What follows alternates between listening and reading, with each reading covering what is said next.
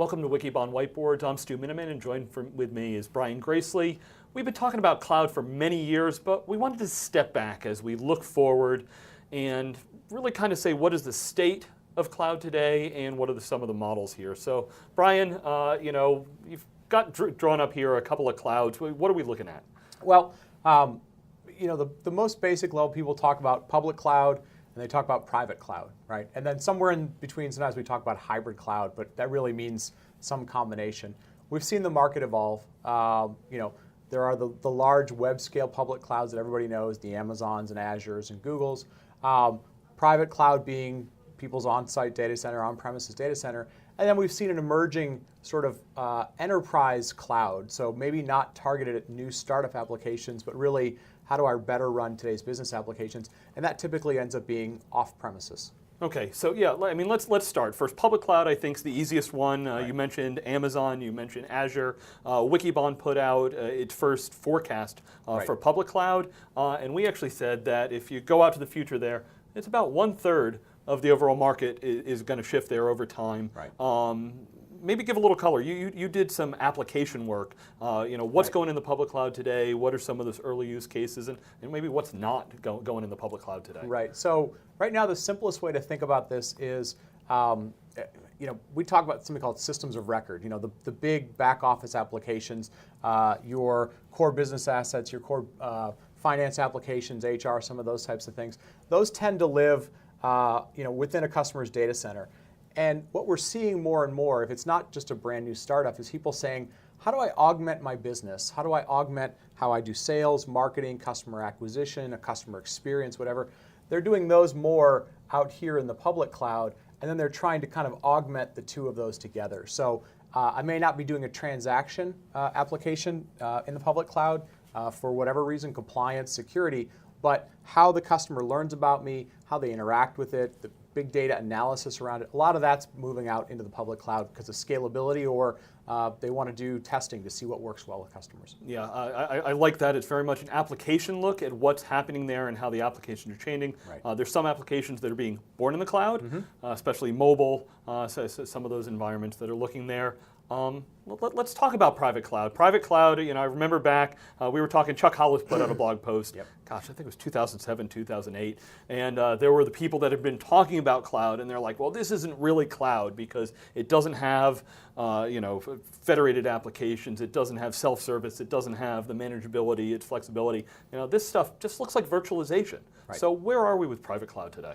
Well, a lot of the technical building blocks are there, right? So the public cloud is virtualized. The public cloud, highly automated. In most cases, it's what we would call converged infrastructure. It's not separate SANs. It's really converged storage and compute together.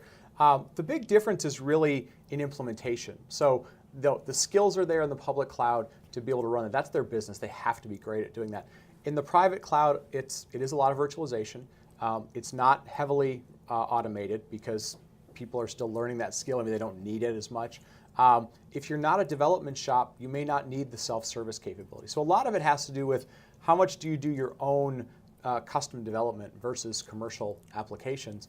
But we're seeing that evolve. We're seeing more structured converged infrastructure offerings. We're seeing them embedded with automation and cloud management capabilities. And we're seeing them coming from more structured buying offerings, which makes it simpler for customers. Yes, so if I hear you right, one of the big differences between kind of public and what we've been doing private is really the operations of Absolutely. it, how much I'm touching it. One of the stats I threw out that usually had people say kind of wow when public cloud's important is, in the private cloud, how many hundreds of servers can I manage from a single person? And in the public cloud, it's tens of thousands of servers, right. And it's because I don't have if I have a server team, they're the ones that rack, stack, and roll out servers.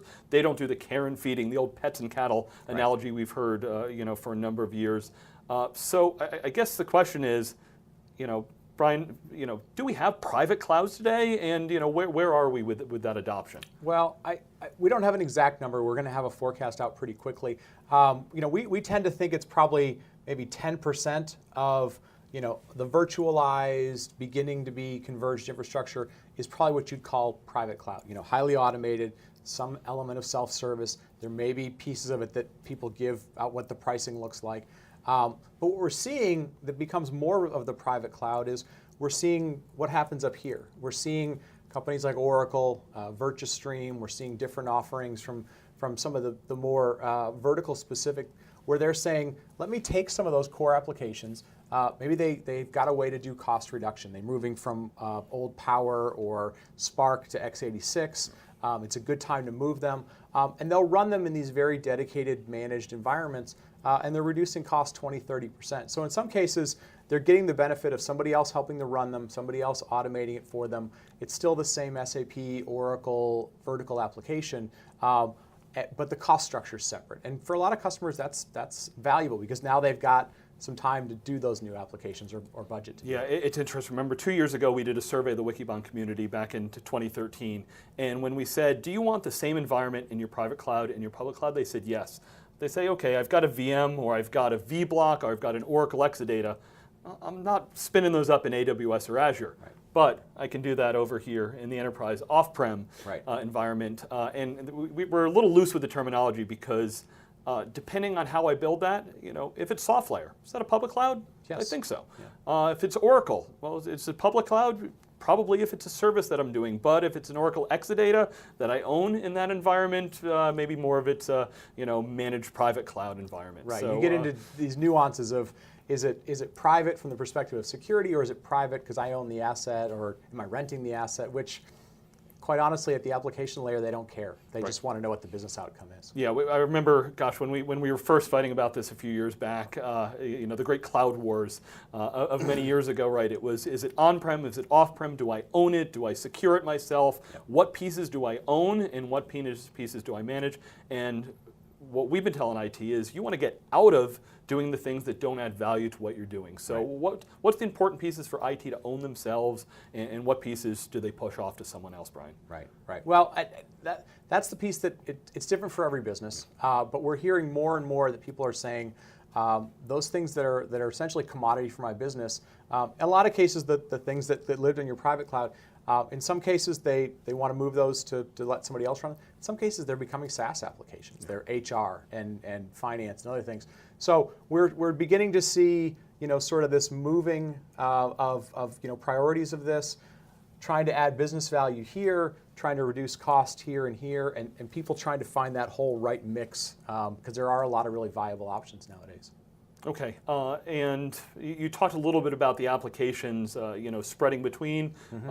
Anything on the enterprise side you want to talk about from the application standpoint? Yeah, I think, again, we talked about a lot of systems of record still living on-prem, sort of systems of intelligence living somewhere close to where that is. So if it originates here, and then we're seeing these systems of engagement and systems of driving customer experience that are getting moved into other places because they want to move quickly, they want to take advantage of other services that are out there. So the applications they're not all distributed by nature, but the overall experience is becoming more distributed. Yeah, absolutely. And a hot topic we've been talking about lately is the Internet of Things. And there's going to be that gravity of data. If I've got all the sensors at the edge, I'm going to need to have the data at the edge. I'm not going to be able to move all of that. So it's definitely not a winner takes all. No. And boy, it's going to be changing fast. So this enterprise private cloud will be changing rapidly over the next few years, and public cloud's just growing at tremendous growth rates. Absolutely. So, all right. So Brian, 2016, as you look forward, what are some of the major aspects, questions that you have, customer moves that you're going to be watching for indicators of things at large? Right. So a couple big things for me. Everybody is still saying hybrid cloud is the model they want to adopt. Are the vendors listening? Are they giving them flexible hybrid clouds? Not necessarily, only my technology hybrid cloud. So that to me is a big area. Will it be flexible? And then the second thing is I've been focused a lot on these cloud native applications. So really the things that are out here kind of augmenting the systems of record and so forth. How fast is that growing? Are people willing to pay for it? There's a lot of open source technology in there. So that's where containers and platforms and all those things are coming into play. It involves new skills. The technology's there. do people have the skills to deal with that, or are we going to have a situation like we had early on with private cloud that they just weren't ready for it? So those couple of things are really important. Okay, and a big thing we see is the operational model that I have here is really starting to bleed down here. Yep. I remember Really the first important. whiteboard I did for Wikibon was what we called hyperscale skill sets and hyperscale skills bleeding down into the enterprise, and we're really starting to see this come to fruition. So, David Floyer, our CTO here at Wikibon, said, if you're not shifting the way you do things, this is the strategic impairment. If you're not, maybe competing is the wrong word, but lining up to be more like the public cloud, that doesn't mean embracing everything there, right. but making the change to make it so that you're more agile and have costs that are more in line. You just won't be competitive in the marketplace. Right. And really, David calls it true private cloud. It really is just, do you measure yourself the way that they measure themselves? How fast you roll things out? Do you have cost transparency? Can you do things on demand? Those are the really important things, because your business is going to be asking you for that. Yeah, absolutely. So we welcome a feedback from the whole community on this. Terminology aside, it's exciting times in IT.